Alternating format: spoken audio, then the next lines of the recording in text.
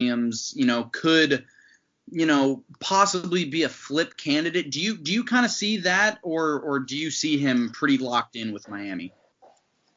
Yeah, well, starting on that back end, I mean, I see him pretty locked in with Miami. I'm actually going to go see him tonight because they're starting their playoff journey tonight. So I'm going to head up to Plantation in a few and go watch James Williams, Marvin Jones Jr., the top 24/7 junior pass rusher, Earl Little, a couple guys over there. So I'm going to go watch him again tonight.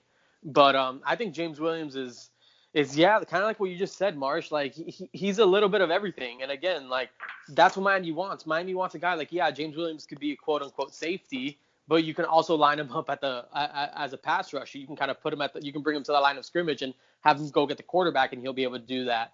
And then you can have him play a little bit of like almost like linebacker, striker-ish, and he's going to be able to, hang with a tight end or go cover a running back or whatever you need him to do, or go get the quarterback. Like I just think James Williams is just one of those like freaky type of athletes where it's just like they don't come across very often. And once you have them in your system, like you kind of gotta like you just have to. It just makes your job so much easier because you have a guy that's going to be able to do all those things right. I think he's a freaky player. I saw him against Chaminade earlier this year, and he was just all over the place. Like people would kind of knock him on his like, oh, he's not such a physical guy. He looked really, really physical that day. Just watching the St. Thomas Aquinas Heritage game on TV, he looked really physical in that game as well. He delivered a few blows, and I think this is a kid that's going to come in and potentially change the way that Miami plays defense. The same way with Leonard Taylor, the same way with a few other guys in this class, Chase Smith. I think Miami's finally starting to kind of bring in those types of guys that are really, really going to help them kind of take that defense to the next level. Awesome. That's awesome. Okay, so quickly, sorry, go ahead. No, you're fine. I just have one quick recruiting question. And you can give any kind of caveat that you want with this, Gaby. But if I was to tell you that we were going to get a high caliber flip on signing day and you had to pick somebody, who do you think it is? It's going to flip to us. Okay. I mean, I think the easy answer. I'm not going to bail myself out. I'll give you something juicier. But I think the easy answer is probably Jake Garcia. Okay. But I'm not gonna do that. Again, since you're bailing me out with a caveat, Jordan, I will say that he's said absolutely nothing to make me think otherwise. But I will say that Jason Marshall has told me in the past that the only school that he's communicating with other than Florida is Miami.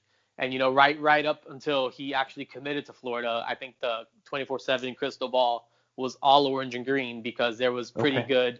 There was a pretty good feeling that that Miami made a really late push, and they did, and that a lot of people were feeling like Miami could have ended up being the pick there. What happened there at the end still a little blurry, but Miami, not even Alabama. He mentions he's told me and he's told Andrew Ivins on two separate occasions that Miami is the program that's still kind of texting him here and there, still talking to him here and there.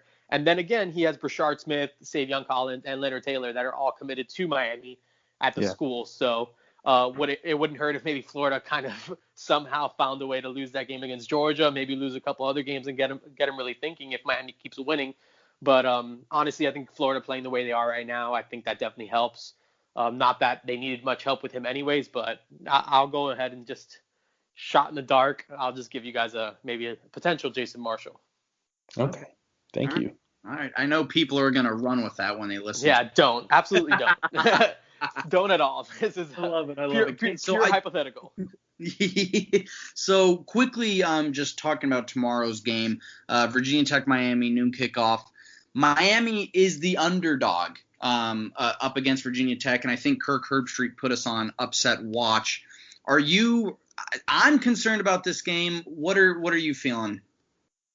Yeah, I mean, I feel like you're always concerned when you go to Virginia Tech. Obviously it's a really tough place to play.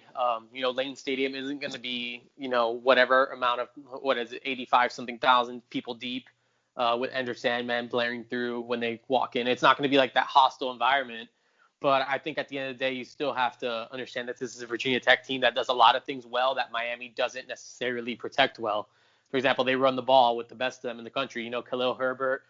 He's dealing with like a lingering hamstring, but this is the fourth leading rusher. Javion Hawkins is one spot ahead of him, and we kind of saw what Javion Hawkins did to Miami for Louisville early in the season. It was really honest. Miami had a pretty tough time stopping the run there. And you just kind of seen the way Miami's kind of dealt with the run over the last few weeks. And, and then you got throw in the Hendon Hooker thing. And, this is a big-bodied kid, ran for like 156 yards last week. And, Miami's, I feel like, traditionally struggled with the dual threat quarterback. He obviously got a win over us last year in his first career start. So I think Hendon Hooker's a real threat, but they definitely want to run the ball. They also got a high-quality offensive line, so that's going to be kind of strength on strength since, I would say the strength of Miami's defense is that defensive line with Jalen Phillips, Jared Harrison-Hunt, Nesta, and then Quincy Roche. But, they have the second highest graded offensive line in the country behind only Notre Dame, and their left tackle is one of the top left tackles. I think he's one of only two tackles in the whole country with a grade of 90+ in both run blocking and pass blocking, according to Pro Football Focus. So he's definitely a good one. And then Brock Hoffman, the Coastal Carolina transfer, I was talking to Matei Sis from the Virginia Tech side, and he said the whole offensive line has kind of taken his identity, just kind of like a crap talker, kind of get in your face, call you out on social media type of dude. So that offensive line is definitely strong, combined with that run game. I think it could get interesting, but I really do think Miami's just a flat out, just more like just a better team. I think a lot of things Miami does well in offense, it's vice versa. I think Virginia Tech struggles to stop a lot of what Miami does well. Really just a really poor rushing defense. Miami's rushing game obviously hasn't been great, but De'Aaron King obviously coming on in the last few weeks, especially last week. I think that could be a real problem. I think it could be one of those games where you see Cam Harris, Jalen Phillips, Don Chaney have opportunities to kind of, really just break back into this and kind of get back into the rhythm that they found early on in the season.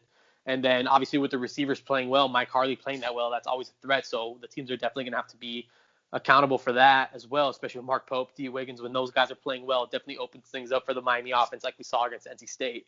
So, I do understand Miami being the underdog. I'm not sure how you can call it an upset still if you're telling the world that they're the underdogs and then call it an upset. I get the rankings and all that stuff, but whatever, it is what it is. But I do think Miami comes out with a win. I think that this is a kind of like a statement game for Miami. This is kind of like we're not the team, we're not the defense we were last week. I think there's definitely avenues for Miami to come out of this alive. And, this is a team that's kind of found a way to do it. People say they've been winning ugly, but, an ugly win is better than a pretty loss. So I'll take those all day. And at the end of the day, I think Miami just cares about getting that W next to their name on the scoreboard. And I really think that Miami finds a way to pull it out tomorrow. It's not going to be easy, but I think they find a way to pull it out. Yeah. And so I want to ask you about Brevin Jordan. He's been out the last few games. Do you think we see him tomorrow, or do you kind of see more him shutting down for the rest of the year and, probably preparing himself to declare early? Yeah, I don't know. I feel like everything Manny Diaz kind of said is that he is healthy, and what healthy means in 2020 is honestly just a toss-up, because there's two different ways I guess that could really go. I would hope that Brevin Jordan's healthy. If he's not, truly, and this isn't a knock against Brevin, I really think that this Miami offense will be okay regardless, just because I think Will Mallory still brings a lot to the table, and I think that we're kind of starting to see that Will Mallory that, we've kind of talked about through springs and summers and all that stuff in years past, that we're always like, Will Mallory could be the breakout guy. Will Mallory could be the breakout guy. Like, this kid's super talented. And I think we're kind of starting to see flashes of that. And I think that no matter what, whether Brevin plays or doesn't, I guess there's no real way of me to know, since Miami kind of keeps that close to the vest until an hour before game time. I still think Will Mallory could be a guy in this offense that really helps Miami and still causes, a matchup problem for whatever defense is going up against them. Yeah. And it sucks because we've seen what Brevin can do, what he did the first 3 games, and we know how elite of a talent he really is. But it's also, with Will Mallory playing well, it's kind of like you don't pick up right where you left off, but you pick up pretty close. Do you see – my last question for you, Gaby, is do you think the running game gets back on track tomorrow? Because, Cam Harris just hasn't really been able to do much. And I also – do you think with the lack of running game, do you think that has more to do with, running backs not seeing their holes, or more so, the offensive line just not being able to get a push? Yeah, I think that the running game definitely does get I think it does open up tomorrow. I just think, like, statistically, Virginia Tech hasn't just been able to do it well. I think there's a couple reasons why maybe the run game's kind of shut down, and I think a lot of that has to do with De'Aaron King. Like, a lot of teams are just daring him to beat him with the arm. Like, the people are just saying, if De'Aaron King's going to beat us, it's not going to be on the ground. So that has had teams just in general focused on Miami's run game. And then you saw how Miami was kind of running the ball early in the year against UAB. They had the big runs against UAB, big runs against Louisville. Like, early on, they're really just running the ball very, very well. And then, it kind of just stopped because I feel like teams just kind of started like, that this is Miami's identity on offense. This is what they're trying to do. We're going to stop that. And now that De'Aaron King is kind of passing the ball well, like, are you going to really let De'Aaron King throw for 430 and 5 touchdowns on you? Because he obviously can. So it's going to be it's going to be interesting to see how defenses kind of adjust to the fact that De'Aaron King is proving that he can absolutely beat you, and that Miami's receivers have proved that they could absolutely beat you. And if teams are just going to kind of sell out to stop the run, or if they're going to have to kind of show that respect now to King and be like, okay, we kind of have to worry about this as well. And I think if they do, which I would expect they would, I think that definitely opens up space in the running game for both King, for Harris, for Jalen, for Don. I think for all of them. I'm not sure if you can even call anybody a running back one for Miami anymore. I think you can almost officially say this is a by committee approach. Like, we're like the Detroit Lions of college football with like 6 running backs. And yeah, man, I think that's definitely going to be the kind of approach if I'm kind of reading all this correctly, and if what my eyes are telling me on Saturdays is kind of true, if it holds true or not. Okay, man. Well, last thing I want from you is a score prediction for the game tomorrow. Yeah, it's good. I actually have to get this done, so I have to send this over to David, who does our predictions every week. I think Miami scores the ball. I really think that, I would definitely say Miami has a better offense than Liberty. I do think Malik Willis is a good talent, but that's still a 38-point performance to a team within your state that probably shouldn't be on the same field as you from a recruiting standpoint. I think Miami can get into the high 30s.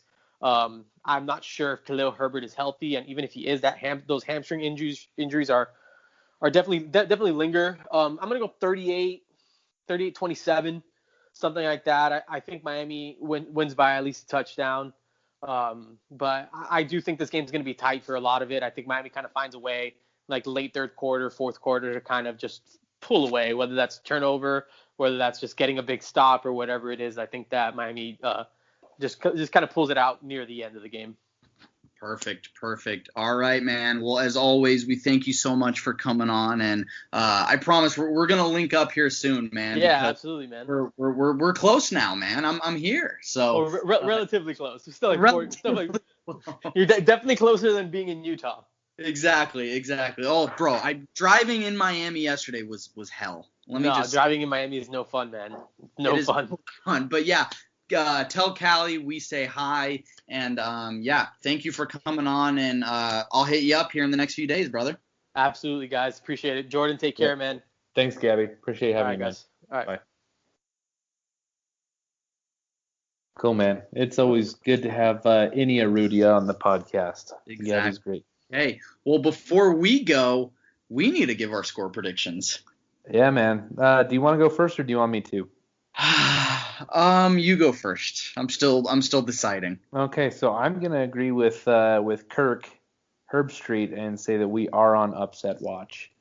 I am not going to predict a loss though, but I'm going to say 48-44 Miami Hurricanes. Ooh, high scoring.